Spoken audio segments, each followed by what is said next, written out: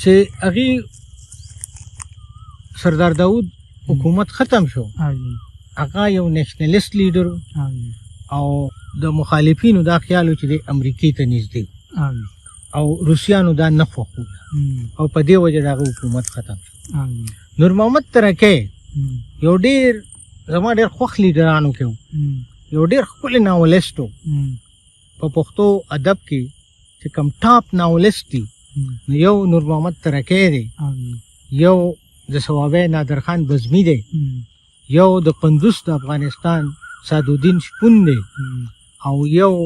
ډاکټر شیرزمان تیزی صاحب دی چې دی ګڼې ناولې لیکلي دي، لکه 15 ناولې دی لیکلي.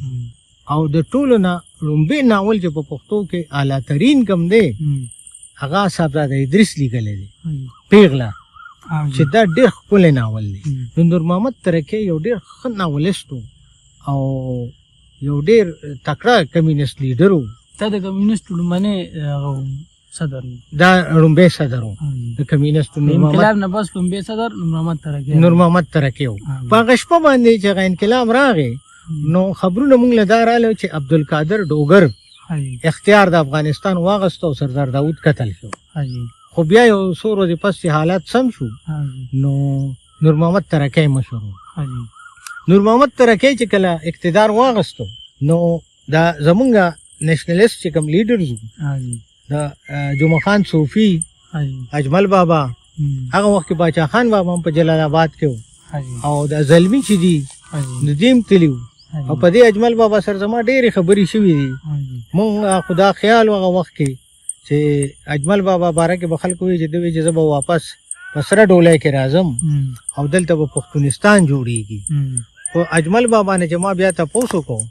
نو هغه ما ته وویل دا ما سره ریکارډډ شته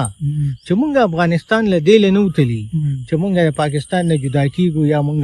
څه بل څه ارادې لرو. زمونږ اراده دا وه چې په 1971 کې زمونږ نه بنګال جدا شو او بنګالیانو سره ډېر ظلم وشو. نو که سبا مونږ سره دا ظلم کېږي نو چې په بین الاقوام کې زمونږ اواز وي او مونږ بیروني قوتونو سره ملاو یو چې سبا مونږ ځان ساتلی شو. وی مونږ په دغه خیال تلو. خو جمعه خان صوفي ما ته ووایي چې په دغه شپه باندې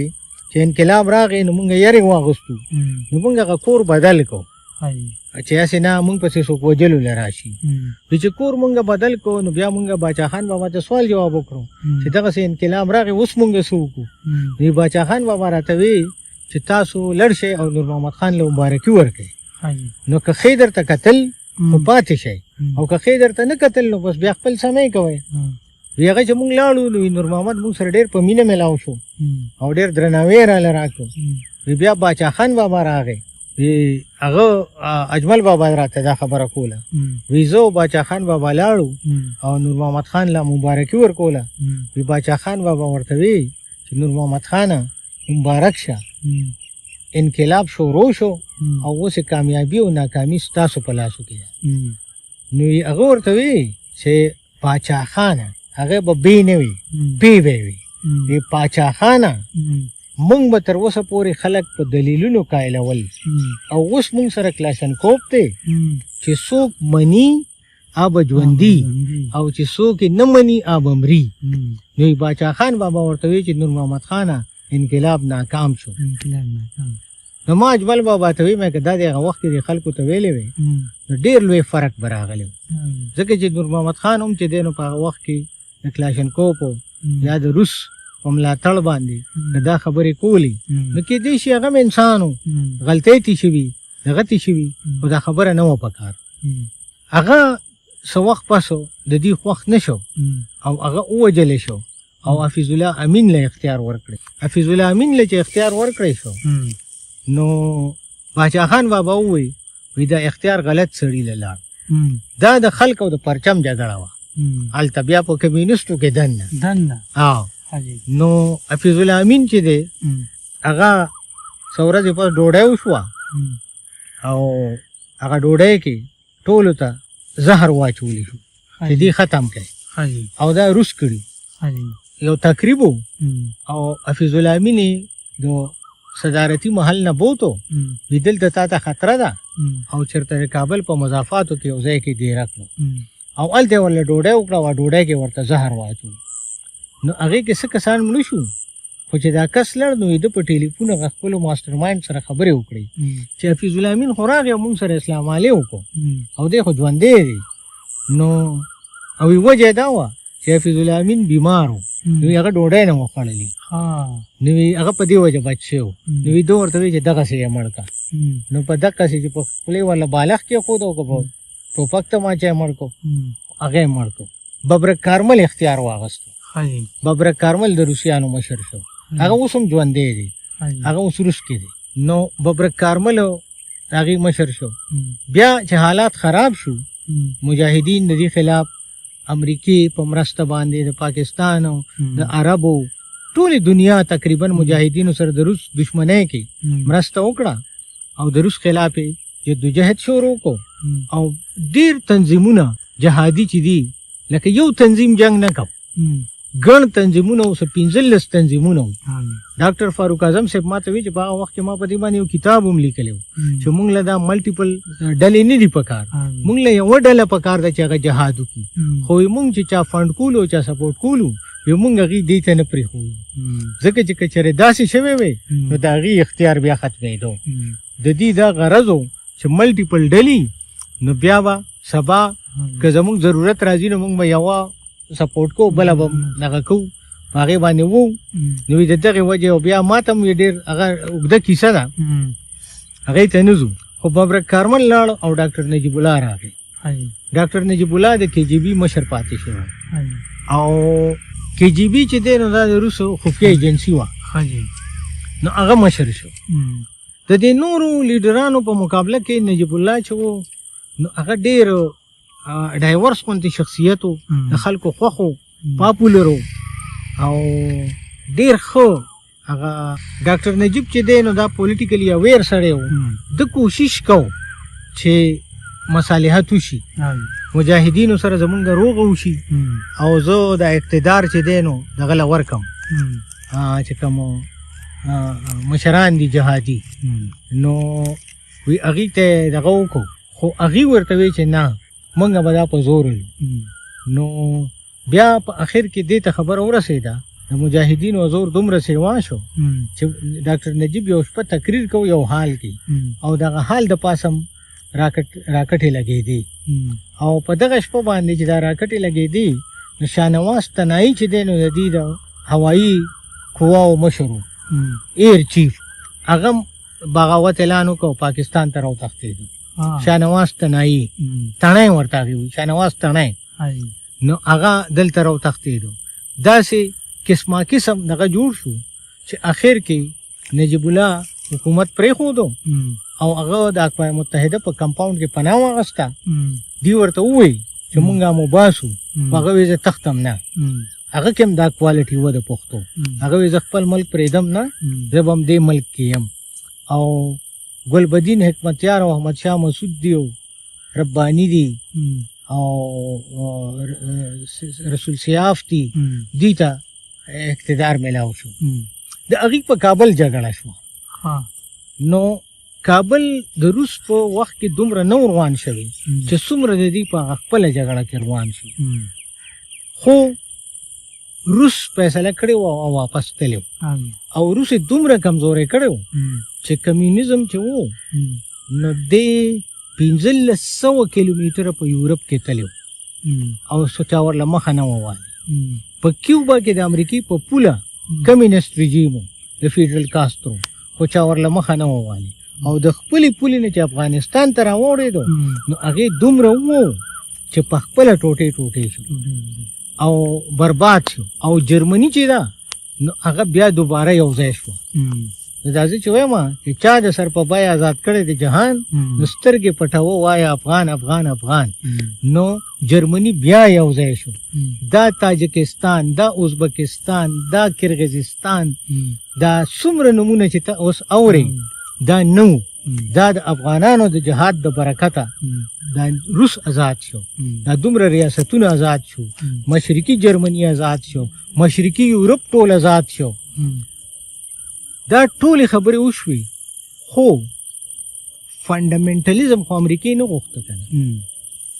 نو هغې هم نه غوښتل چې د مجاهدین حکومت وي. مدرسه. نو هغې کې هم بیا لاس وانه شروع کړه، هغې یې خپلو کې په جګړه وکړو. نو بیا په 96 خواوشا کې زه په انګلینډ کې هغه وخت کې ما ته سپروایزر وی پروفیسر ویلیام ایډورډ لی وی دیٹ هو آر طالبان. نو ما ورته مې طالبان خو زمونږ په وطن کې چونو ته وی چې په جماعتونو کې سبق وی وی نو دے آر گورننگ افغانستان. نو ما ورته مې ښه دا پته راته نشته. ما چې خبر شوم نو د ملا عمر په قیادت کې پښتانه را یو ځای شو او جهادي تنظیمونو چا ورته دغسې وسله کېښوده، چا سره یې جنګ وکړو او په افغانستان کې یو مثالي امن جوړ کړو. او اگر چې زمونږ نیشنلیست سوشلیست کمیونیست دغه لیډران دي ته د دشمن په نظر ګوري، خو د خورشید عالم صاحب کتاب چې دی د مرګ نه مخکې یو څو ټکي هغې کې هغه لیکي چې د ملا عمر چې کوم تحریک و دا یو ټرو نیشنلیست تحریک و او دا هایجیک شه بیا چې اسامه بن لادن دی او داسې خلک ورسره راغی، خو وی دا و سوچه افغاني تحریک و. او مونږ به هم دا خلکو ته وی او خلکو به هم وی چې پښتانه چې دي دا تاسو فنډامنټلیست کوئ. ما every Talib is a Pashtun, but every Pashtun is not a Talib. Most of the Mujahideen are Pashtuns, but all the Pashtuns are not Mujahideen. No, communist regime cho Nur Muhammad Tarake Sucha Pushtun, Mir Akbar Khaybar Sucha Pushtun, Babrak Karmal Sucha Pushtun, Hafizul Amin Sucha Pushtun, Najibullah Sucha Pushtun. تاسو دغلته مونږ ته لیبرل نه وایې او دلته چې زما یو لیډر د اسلام خبرو کې هغه ته فنډامنټلیست وایي. مونږ چې څومره لیبرل یو هغه همره مذهب سره مینه لرو. نو دا تفریقې په پښتون کې چې څوک چې دا غلط کار کوي. طالبانو حکومت واغستو، مثالي امن راغی، هر څه ټیک شو، خو هغه هم ناقابل برداشت و د دې دپاره. یو الزام بل الزام دا قسمه دغه پې شروع کړو. اخر کې د اسامه بن لادن په نوم باندې افغانستان بیا تباه کړو. امریکې 20 کاله کوشش وکړو، طالبانو سرونه ورکړو، ځانونه قربان کړو، هر قرباني ورکړه. او مولا عمر په قیادت کې طالبانو 48 هایلی ټیکنالوژیکلی ایڈوانس کنټریز سره چې هغې سره هر قسمه وسله وه، مولا عمر د هغې مقابله کړې ده. او مولا عمر د انساني تاریخ په ټاپ 4-5 مسلمانانو راځي، په ټاپ 4-5 مشرانو کې راځي د تاریخ د انساني تاریخ. نو مقابله وکړه، امریکې له شکست ورکو، په زور یې افغانستان واغستو، بالکل په زور یې اغستی دی. اوس طالبانو له پکار دي چې داسې لارې اختیار کړي چې عوام هم ځان سره کړي او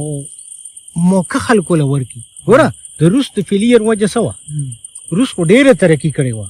سپر پاور و، خو هغه آپشنز خلکو له نه ورکول. که زه تا ته وایم چې ته به سهار او ماښام د ګډ غوښه خورې،